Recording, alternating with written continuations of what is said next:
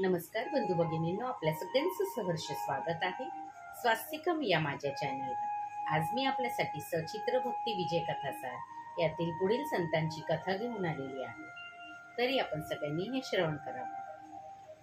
नैवेद्यं समर्पयामि, नैवेद्यं समर्पयामि, नैवेद्यं समर्पयामि।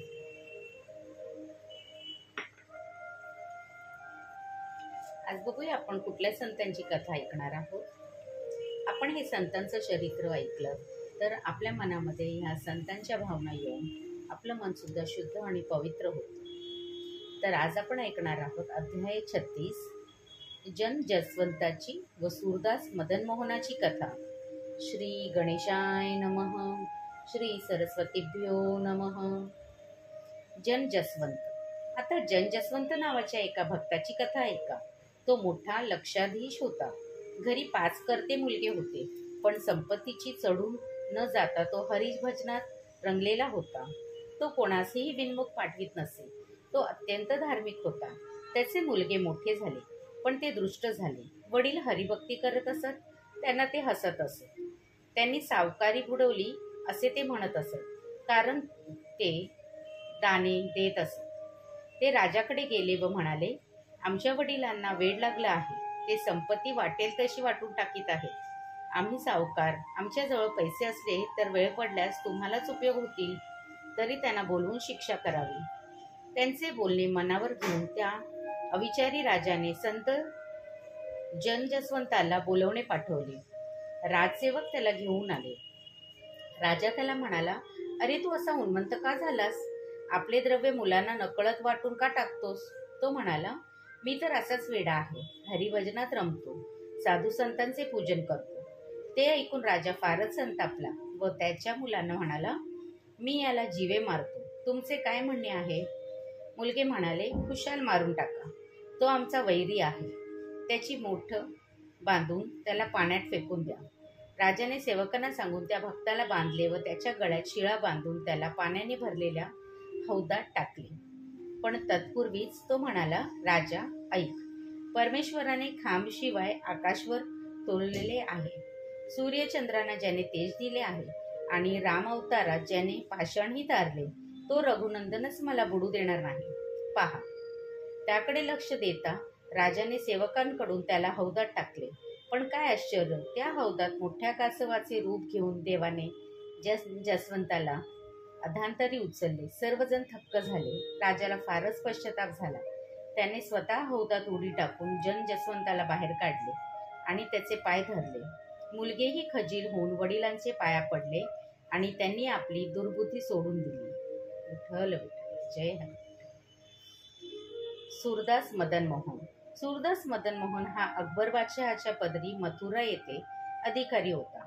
त्या मथुरा क्षेत्रात येऊन लोक तेथील विरक्त वैरम्यांना अन्नदान वगैरे करून पुण्य मिळवतील असत। सूरदास सुद्धा नाना प्रकारची मेवा मिठाई व अनेक खाद्यपदार्थ संतांकडे पाठवित असे। असे करता करता त्याने आपल्या जवळचे सर्व धन वेचले। आता संतांची आणखीन सेवा कशी करावी असा त्याला प्रश्न पडला। तो त्याला एक कल्पना सुचली। तो मनाशी म्हणाला, माझ्याजवळ बादशहाचे पुष्कळ द्रव्य आहे, ते खर्च करून संत सेवा चालू ठेवावी। राजाने या गुन्ह्याबद्दल माझा जीव घेतला तरी संतांची कारणी माझा देह पडून मी धन्य होईन, असा विचार करून त्याने बादशहाचे द्रव्य खर्च करण्यास सुरुवात केली व अशा प्रकारे 80,10,000 मुद्रा खर्च केल्या। त्याच्या दिवाणाला ते पाहवले नाही। तो मनातून संतापला व बादशहाकडे जाऊन त्याने सूरदास सरकारी पैसे वाया घालवतो आहे असं कानावर घातले। अकबराने ते ऐकले व त्याला राग आला। त्याने दुमताकरी सूरदासाला निरोप पाठविला। मथुरा क्षेत्रातील सर्व वसुलीचे द्रव्य घेऊन तत्काळ दरबारात हजर राहावे। पत्रात सर्व मजकूर लिहून त्याने दूतांना सांगितले, एकूण धन 80,10,000 मुद्रा आहे, हे त्याने आणले पाहिजे। दूत सूरदासाच्या वाड्यात अकस्मात उपस्थित झाले। वाड्याभोवती सैनिकांचा वेढा घालून ते सूरदासाला म्हणाले, 2 वर्ष झाली तुम्ही करभार दिला नाही। बादशहाचा हुकूम आहे की तत्काळ मथुरा क्षेत्रातील सर्व वसुलीची रक्कम घेऊन दरबारात हजर राहावे। नाहीतर तुम्हाला बांधून हजर करण्यात हुकूम आहे. सूरदास प्रसंगावधनी होता. तो म्हणाला, अहो, मी सर्व द्रव्य खर्च करून अमूल्य जवाहीर घेतले आहे. ते बादशहाला दाखवले तर तो फारच खुश होईल. जवाहीर दुप्पट किमतीचे आहेत असे परीक्षक सांगतील. बादशहाकडे यायचे त्याच्या माझ्या मनात होते असे म्हणून तो घरात गेला. 2 पेट्या घेतल्या, त्यात गारगोट्या भरल्या. शिवाय बादशहाचे नावे पत्र लिहिलं. सर्व द्रव्य साधू संतांची खर्च केले आहे. तुमचे भय वाटून सूरदास पळून गेला आहे.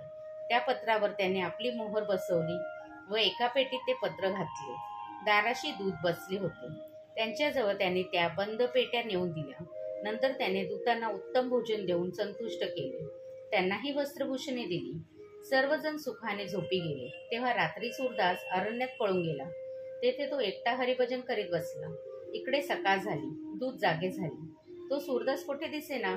सूरदास राजभयाने पळून गेला असे त्यांना वाटले. मग ते मनाशी म्हणाले, त्याने जवाहीर भरलेल्या 2 पेट्या ठेवल्या आहेत. त्या आपण बादशहाला नेऊन द्याव्यात, म्हणजे बादशहा आपल्यावर रागवणार नाही. असा विचार करून ते बादशहाकडे आले. त्यांनी दोन्ही पेट्या बादशहासमोर ठेवल्या व राजाला त्यांच्या माहितीप्रमाणे अहवाल सांगितला. अकबर विस्मयचकित झाला. बिरबलाला बोलवले. त्याच्या देखत त्याने कुलपे काढून पेट्या उघडल्या. आत गारगोट्या निघाल्या. ते पाहताच दूत थरकाप होऊन कापू लागले. तेवढ्यात एका पेटीत पत्र दिसले. ते पत्र उघडून वाचण्यात आले. मग बादशहाने सूरदासाच्या दिवाणाला बोलवून घेतले व त्याला खोटे सांगितल्याबद्दल शिक्षा केली. राजाने सूरदासाचे अक्षर ओळखले आणि सूरदासाने स्वतःच सगळे लिहून ठेवले आहे हे पाहून अकबराच्या डोळ्यात पाणी उभे राहिले. तो प्रधानाला म्हणाला, सूरदासासारखा नैक नौकर दुनियेत सापडणार नाही. मी राजमदनाने उन्मत्त झालो, पण त्याने मात्र माझा पैसा सत्कर्णी लावला. आता सूरदासाला अभय देऊन बोलवून घ्या. देशोदेशीच्या अधिकाऱ्यांना बादशहाने सूरदासाचा शोध घेण्यास व त्याला अभय दाखवून पाठविण्यासंबंधी पत्र पाठविले. सूरदास मथुरेतच होता. त्याला हा वृत्तांत समजला आणि भगवंताच्या लीलेचे आश्चर्य वाटले. परमेश्वराची कृपा झाली म्हणूनच बादशहा आपल्यावर रागवला नाही असे ओळखून तो बादशहाकडे आला. बादशहाने त्याचा फार सन्मान केला. त्याच्या सद्गुणांची प्रशंसा केली आणि मथुरेचा अधिकार पुढे चालविण्यास सांगितले. सूरदास म्हणाला, मी प्रपंचाची आशा सोडली आहे. आता मला पुन्हा त्यात गुंतवता का? बादशाह म्हणाला, तू विरक्त आहेस हे मी जाणतो, पण वैष्णवांची सेवा करण्यात तुझ्या एवढा ज्ञानी मला दुसरा कोणी दिसत नाही. तू मथुरा क्षेत्रात तेवढीच रक्कम वैष्णवांसाठी खर्च करीत जा. तू विरक्त होऊन राजसेवा सोडलीस हे जरी खरे असले तरी माझ्या आज्ञेने संतांची सेवा चालू ठेव. प्रपंचातच परमार्थ घडून येत असेल तर प्रपंच अजिबात टाकून देऊ नये. अशा विचाराने त्याने बादशहाला सांगितले, आपण मला संतसेवेची सनद लिहून द्या. अकबराने त्याप्रमाणे सनद लिहून दिली. नंतर सूरदास मथुरा नगरीत गेला. आता तर बादशहाचेच मुळीच भय राहिले नव्हते. आलेला सर्व वसूल तो संतांसाठी खर्च करू लागला. तो कवित्वही करू लागला व कीर्तनात आनंदे नाचू लागला. पण लोक त्याच्या कवित्वाला प्रथम हसू लागले. त्याच्या कवित्वाचा उपहास करू लागले. सूरदास कवितेत म्हणे, मी संतांच्या वाहना सांभाळणार आहे. लोक त्याची त्यावरून टिंगल करीत. एकदा एका बैराग्याने खरोखरच दर्शनाला जात असताना त्याच्याजवळ आपले पादत्राणे सांभाळायला देऊन त्याची परीक्षा पाहिली. सूरदासाला फार आनंद झाला. तो वस्त्रात पादुका गुंडाळून घेऊन महाद्वाराशी थांबला. आपली शिबिका त्याने घरी पाठवून दिली. बैराग्याने सूरदासाची कसोटी पाहण्यासाठी मंदिरातच बैठक मारली व तो हरिभजनात दंग होऊन गेला. सकाळपासून रात्रीपर्यंत तो भजनच करीत राहिला. मग बाहेर येऊन पाहतो तो हातात पादुका धरून सूरदास उभा. बैराग्याला पाहताच तो पुढे झाला व त्याच्या पादुका त्याने पुढे ठेवल्या. बैरागी संतुष्ट झाला आणि सूरदासाच्या मस्तकावर हात ठेवून त्याला आशीर्वाद दिला. तू खराच निष्ठावंत वैष्णववीर आहेस असे म्हणून तो निघून गेला. त्यानंतर सूरदासाने आपली सर्व संपत्ती वाटून टाकली आणि हरिदर्शन होऊन तो धन्य झाला. विठ्ठल विठ्ठल जय हरी विठ्ठल, विठ्ठल विठ्ठल जय हरी विठ्ठल, विठ्ठल विठ्ठल. श्री विठ्ठल रखमाई पर्णमस्ती. शुभम भवतु, शुभम भवतु, शुभम भवतु.